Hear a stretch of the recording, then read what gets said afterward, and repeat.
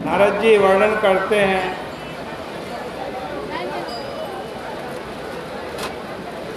कि जब पुरंजन की वृद्धावस्था आई तब यवनेश्वर मय के सैनिक प्रज्वर और काल कन्या जरा के साथ वो पृथ्वी पर विचरण करने लगे। एक दिन वे आ गए पुरंजन की पुरी में और उनको आना ही चाहिए था, क्योंकि ऐसा कोई शरीर नहीं होता जिसका अंत नहीं होता।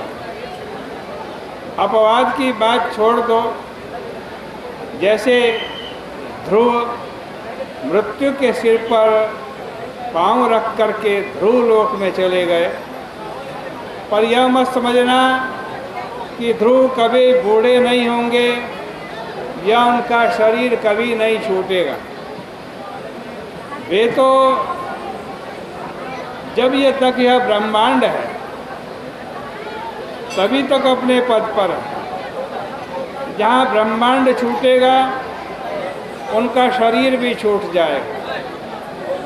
उनका यह अमरत्व आपेक्षिक है।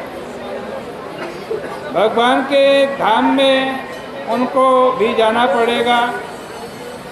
हर ब्रह्मांड के जो ब्रह्मा विष्णु महेश अलग अलग होते हैं उनको भी अपना अपना शरीर छोड़ना पड़ता।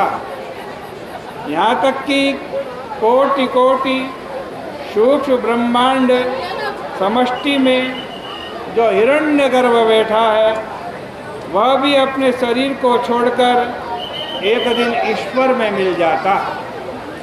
तो काल कन्या पुरंजनपुरी में आकर उसका भोग करने लगी। उसके सैनिक उस पर प्रहार करने लगे।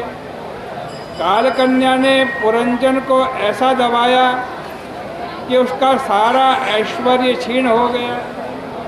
उन्होंने देखा कि उसकी वह पत्नी जो जवानी में उससे बहुत प्रेम करती थी, अब उसके हृदय में उनके प्रति बिल्कुल प्रेम नहीं रहा। असल में जब बच्चे होने लगते हैं तो धीरे धीरे प्रेम घटने लगता है। मनुष्य के जीवन में प्रीति ही सब कुछ हो यह बात देखने में नहीं आती।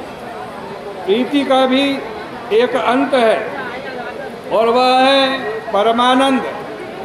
दुनिया में जो बहुत समझदारी बहुत जानकारी है, इसका भी अंत परम ज्ञान और अद्वैत ज्ञान में है। जीवन का जो अस्तित्व पृथक मालूम पड़ता है उसका अंत ब्रह्म सत्ता में अखंड सत्ता में है।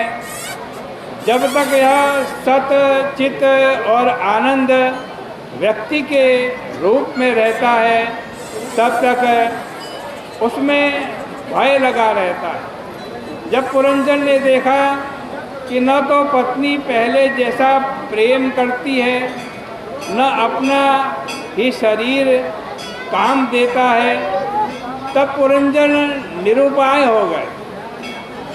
उनके लिए सारी वस्तुएं, सारे मनोरथ और पुत्रादि भी निस्सार हो गए। अब उनके मन में आया कि वे इस पूरी को ही, इस शरीर को ही छोड़ दें। इतने में ही उनकी पुरी में आग लग गई। उनको बड़ा भारी दुख हुआ। वे अपनी पुरी की रक्षा नहीं कर सके। अब मरने का समय आ गया।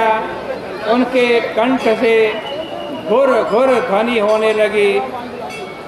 जो मैं मेरा को स्वीकार करता है उसको मरना पड़ता।